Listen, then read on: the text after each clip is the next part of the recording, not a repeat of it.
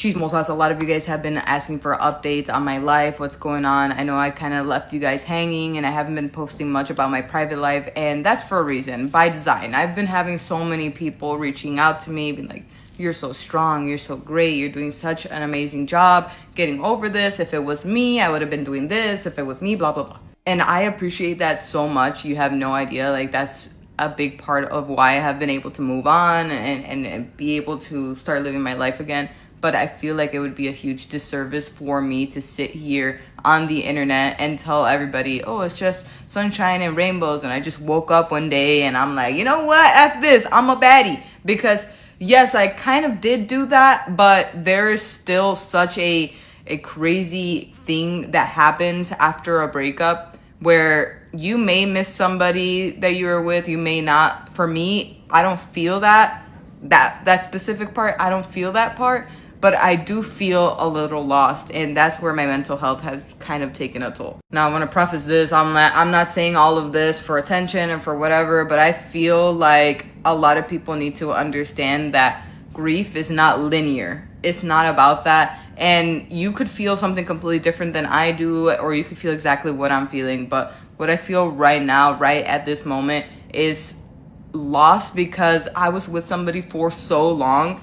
And that person pretty much made every decision in our relationship and in my life and everything. You know, everything was kind of like, okay, I don't want to fight, so you figure that out. Like, whatever you want me to do, I'm going to do it because I didn't want to be bumping heads. And I feel like in a relationship, there always has to be some type of bending. I mean, not to the extent that I did, for sure. I messed up 100% on that, and I fully understand that. But you know, there can't be two strong personalities. Somebody has to be able to be the less stubborn person and be like, okay, you know, let's do this and let's do this and let's meet in the middle. And now as a single person, I'm like, what do I do? Like, I can make that decision for myself. I can do this. I can eat what I want. I can go where I want.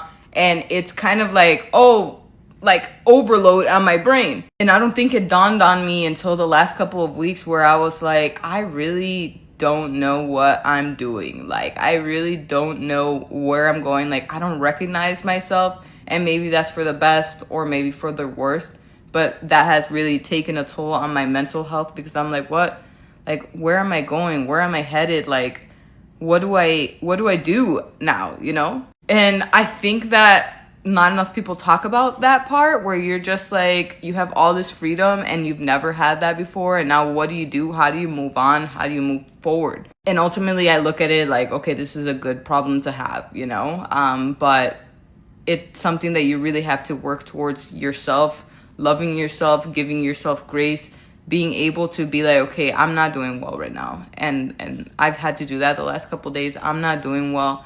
I can't handle this. I need to go back to the drawing board and try to figure something out and move forward. It doesn't mean that I'm falling apart. It doesn't mean that. It just means that my body's like, you need to take a pause right now and then do whatever you need to do. Now, again, that may resonate with some people and that may not, and that's totally okay. But I need everybody to know that you don't just wake up one day and say, hey, everything's 100% fine, because that's unfortunately not what happens. But you're not alone in that.